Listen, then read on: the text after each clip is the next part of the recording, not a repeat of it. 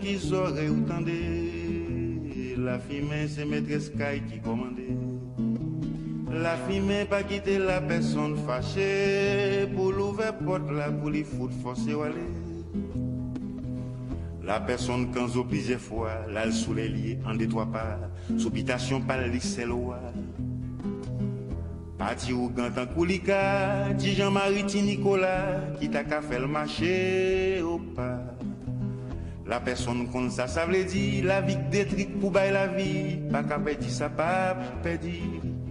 La fille m'a dit m'la qui aurait ou tendé, la fille m'a c'est maîtresse Sky qui commandait.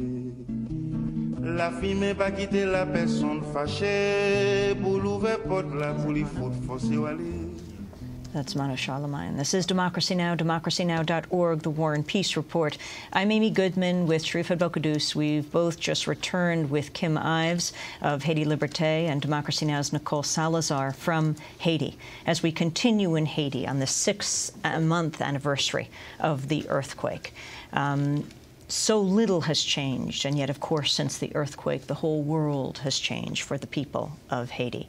When we were there 6 months ago, a few days after the quake struck, we visited Matthew 25, which is a Catholic hospitality house. Generally, it has about 30 people who are coming to visit. In the soccer field outside, they had more than 1,000, sometimes 2,000 people who were staying outside at that time. Now there's a tent camp of some 600, 800 people, a very organized tent camp. We went back and talked to Sister Mary Finnick, who runs Matthew 25. I'm Sister Mary Finnick, and I'm Great Nun of the Sacred Heart from Yardley, Pennsylvania. And I'm director of Matthew 25 House here in Port-au-Prince. What do you think people most need to understand right now, 6 months after the earthquake?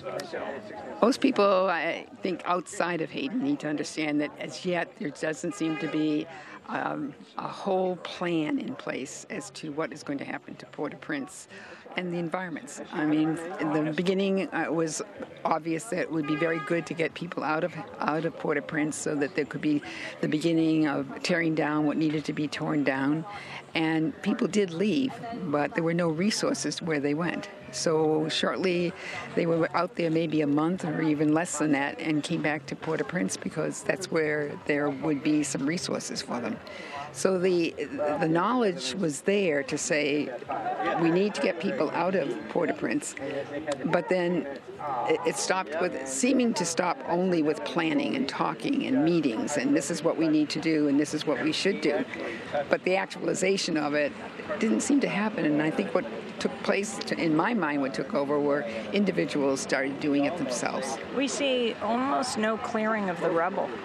Well, we have a kind of interesting story on that, was that they paid by the truckload and nobody followed through. So the truck drivers, being smart, just went down 2 streets and emptied it out and went back and got another truckload. And so what should have been where they should have taken it out of the city, they just made themselves a job for 3 weeks by just picking up the same rubble from a different street. And then now they have a different system. You look like you have one of the best camps that we have seen. Can you talk about how this happened? When we left you, you had something like 1,000 people on the soccer field right after the earthquake in January. In January, we had close to 2,000, and but this soccer field is well known in this neighborhood and was a place where people congregated. It was their social life, and in this neighborhood too. There'd been a strong almost like a neighborhood committee that had gathered and were in the process of wanting to have a school. So there were identified leaders here already, and one specific one, Tay, who happens to work for us, was like president of this committee. And come the earthquake, shortly afterwards, we started processing what was going to take place here. And this committee began work. Lions Club came, offered to become a tent city, told us we could become a tent city, but they had to prioritize as to who would get a tent. This committee went through everybody in the camp, made their priorities, and then asked me to announce them. And Patricia Patrick and Vivian Totor, if we would tell the people who they are. And we said, you know, you've done all this hard work, so why don't you do it. This is time for Haiti and Haitians to tell Haitians this is what needs to be done. So they said, okay.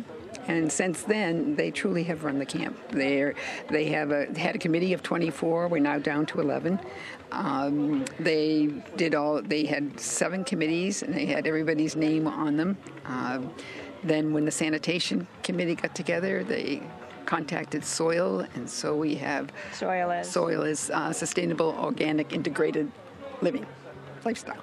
Anyway, we have compost toilets. 2 of them were built, 4 each, and we have children's arbortoils.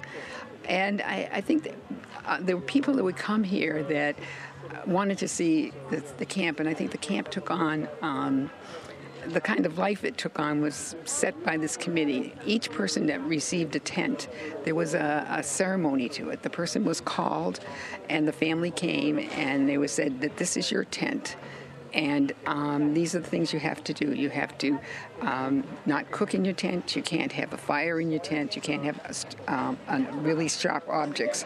And you must keep your tent clean. And if you're willing to do that, and they shook hands, and the person said, all right, this is your home. How did they unzipped it? How did they get food? They got food in a number of ways, mostly through donations that we received. We did get food for children, got a number of those. Most of it was piecemeal, scrambled. Out of Grand Rapids, Michigan, we had shiploads of food would come in for us. People would leave money, and we'd go out and buy it. Is that still happening now? Well, I'm still functioning on that. We're still, we don't have to buy as much food because what we've also done is tried to start businesses. And we have one major business that's going on out there, and that is building geodesic homes. A man came from Casper, Wyoming, and had this idea, and I said, sure, come. It got some of the young men interested in it, and we have one on the field that the sick people are living in, and they're building another now as a show. That huge one. Yeah, that huge one. And hopefully they'll start their business, and they can be constructed anywhere. What about the American Red Cross? Have you seen that money distributed? I've seen their trucks. I've seen their cars.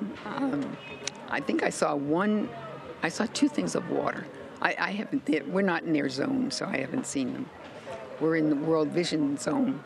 I haven't seen them either. So I'm off the beaten path. And I'm not traveling a lot. But no, I haven't seen them. No.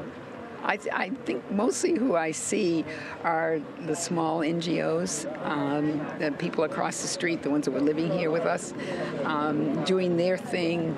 Organizations like Soil, smaller organizations seem to be able to get in and do something. I think the bigger ones are probably seem to be looking more to the future, and I'm not sure. To the future? Well, we have more like 5-year plans, but year 1 is not on their agenda yet. I guess I'm not too sure, but it's not humorous, but it is, because it's hard. I've come to the conclusion here, when everybody comes and has a solution for Haiti, it only creates a problem. And Americans love solutions, so we come with lots of solutions, and we only create problems. I mean, the solution was to get people involved. A lot of people are coming from the United States, but they're doing the work the Haitian people should be doing. And I would say, send the money that you paid for your ticket to supplement a family so that the members could go to do the same work you were going to do when you were here.